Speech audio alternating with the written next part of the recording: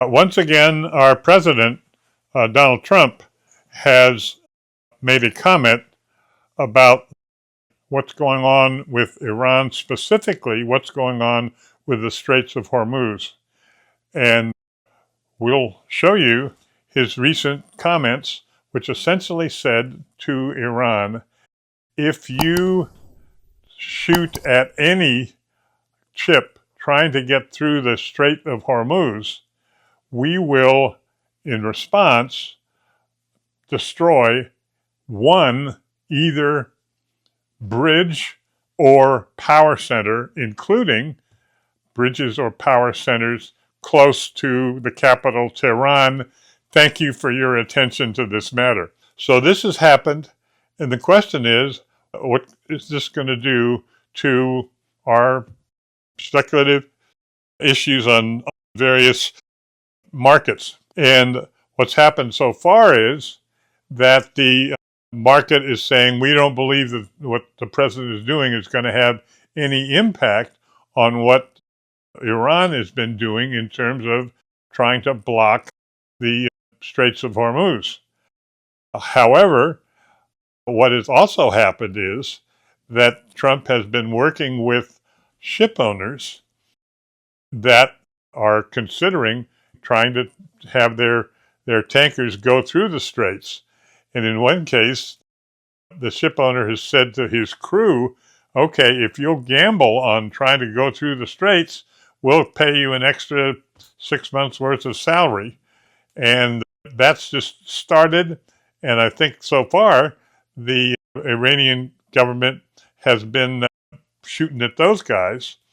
So my attitude is, all right, let's see over the next few days whether what Trump has just announced will in fact cause Iran to stop trying to block the straits by actually shooting at various ships that are trying to go through without their permission.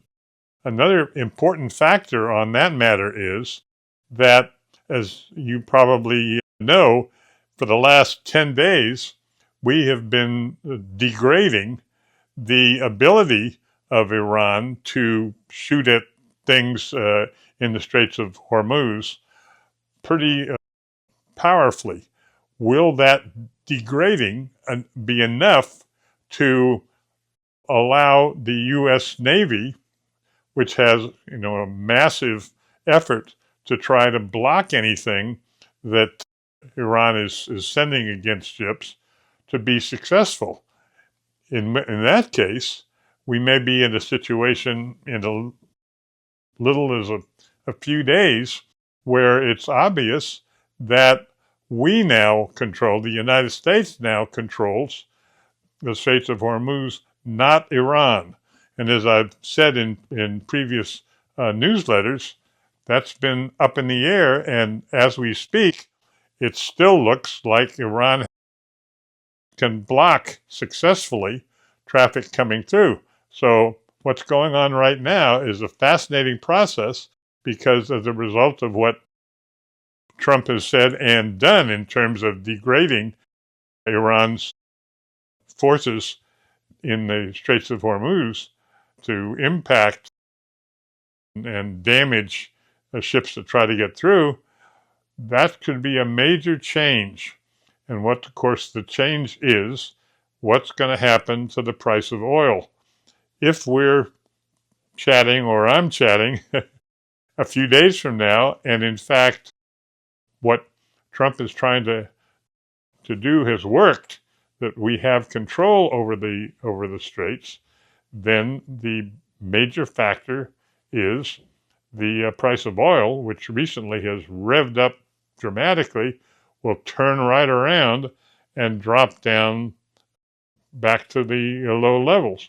On the other hand, if what Trump is trying to do is not successful, and the Iranian forces, the so-called IRGC, is successful in causing all ship owners to say, we can't risk getting through the Straits of Hormuz without Iranian permission, then we're in a very different situation.